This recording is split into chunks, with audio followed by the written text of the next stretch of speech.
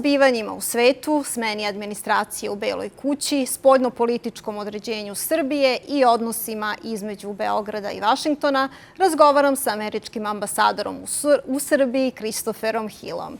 Good evening and welcome to the show. Thank you very much. Pleasure. I remember talking to you when you just came to Serbia. Actually, I was the first journalist you gave an interview to. Here we are 3 years later. Can you tell me what differences you notice? How Serbia has changed its international position and standing during those 3 years? Well, first of all, congratulations on Newsmax. I gather it's just over a month old here in Belgrade, so congratulations on that. Thank you. I think Serbia has made a choice, and I think it's clearly moving westward. I think it's looking to do so at an accelerated pace.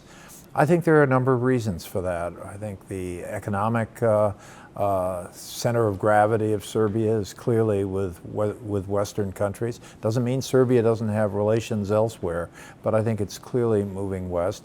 And I like to think that the United States and Serbia have a closer understanding, and that we work together on issues, not just between Serbia and the U.S., but on third country issues.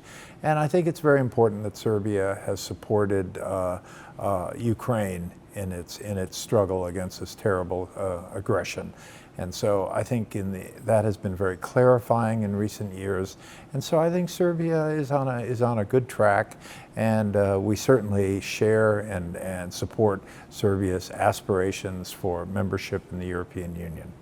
I remember you telling me it's either the East or the West. There's no middle ground. That was your position back then. I don't know if that's fair to say. I mean, I never tell people you got to do this or you got to do that. But I think for Serbia, it's important that Serbia make a commitment to the West. I mean, a commitment, and it's doing that in terms of trying to work with the European Union on a host of policy issues, whether they're domestic policies or international policies. So I think it's pretty clear that that's the direction. You say that Serbia helped Ukraine. Nevertheless, Serbia maintains good relations with Russia as well as with China.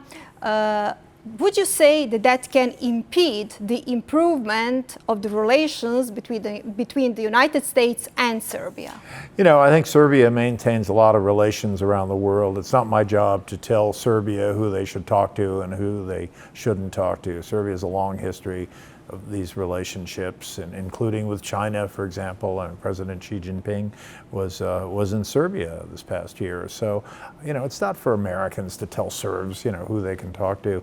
But I think what's important is for Serbia to make clear what its policy objectives are, what its interests are.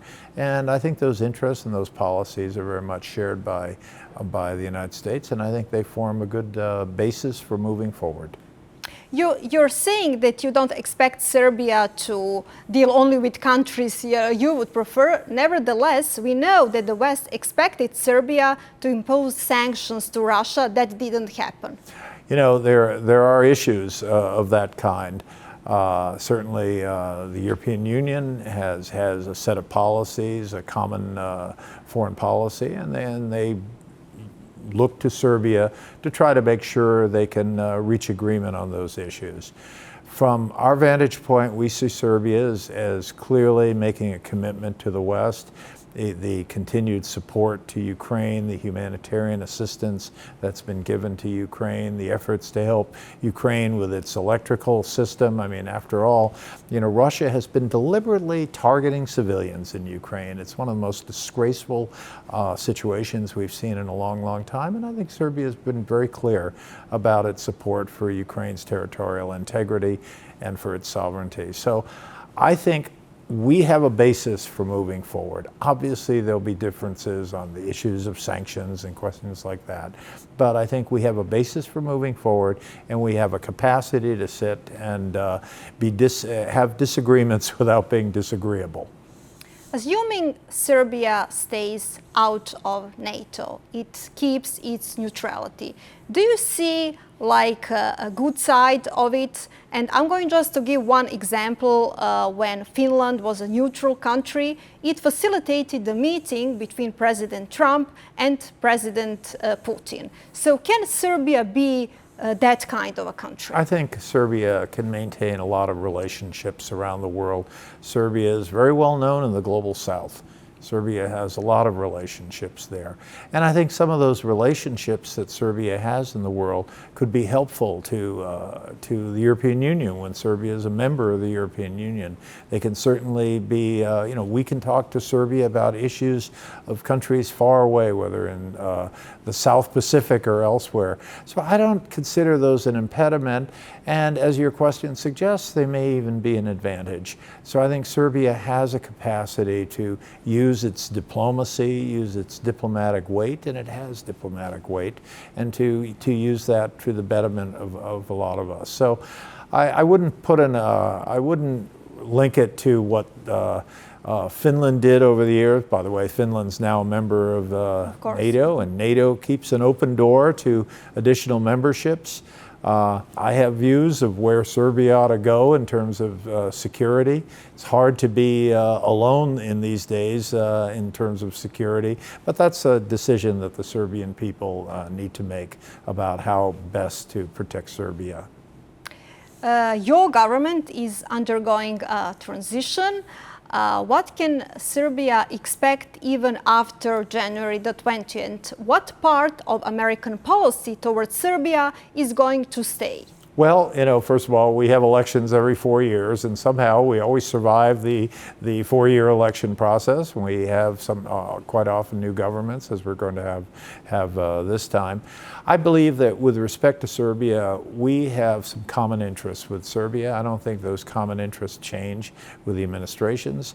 I think we have put Serbia and the U.S. relationship in a very positive framework, and I would expect to see even more developments between the two countries. So with respect to specific policies, we'll have to have the new administration speak for itself on that. We only have one president at a time, and so the new administration will come in January 20th, but I would expect a continued very positive trajectory for the U.S.-Serbia relationship. You mentioned you only have one president at a time, so that's the case, and the sitting president, Biden, has just changed its policy towards the use of long-range missiles in Ukraine. And the latest development is that he also approved the use of non-persistent land mines in Ukraine. So would you say that the current administration is complicating matters for the next one, which said we would like the end of this war as soon as possible? First of all, I want to stress everyone would like the end of this war as soon as possible. This war has been a terrible war. It's a war of aggression. It's caused problems in international food markets. It's caused all kinds of problems. It's caused refugee issues. It's been a terrible, terrible war, and we would hope that Russia would understand that. So there's no question this has been a terrible time, but with respect to the decisions you've asked about, I think those decisions are important from the point of view of the battlefield. That is, what can be done to assist Ukraine in defending itself, and the judgment was made that they needed this longer range artillery, and they need greater capacity to prevent Russian soldiers. I say Russian soldiers, but we're also now dealing with North Korea soldiers. I mean, the idea of introducing North Koreans to Russia and Ukraine is rather appalling. So decisions have to be made to make sure that we are doing all we can to help Ukraine defend itself. And I think those decisions have to be understood in the context of the battlefield, not in the context of politics or of the change of administrations.